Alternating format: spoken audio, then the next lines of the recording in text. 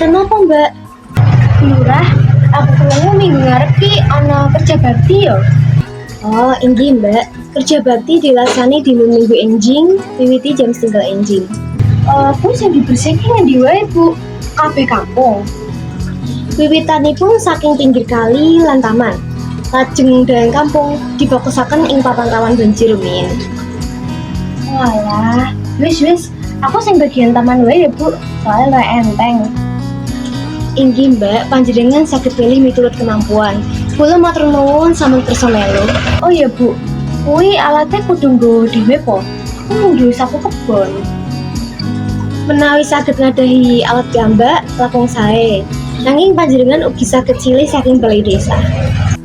Oh, ngono to. Ya wis. Aku sekalian bantu nih konsumsi wae ya, Bu. Gone gotong royong masak. Terus, Mbak, PKK sampun nyiapaken daharan.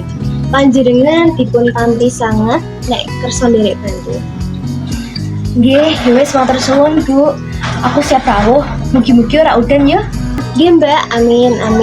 Mugi kegiatanipun lancar lan paring manfaat kangge warga sedaya. Wis, aku tak lunga dhisik ya, Bu. Assalamualaikum. Nggih, Mbak, hati-hati nggih, Mbak.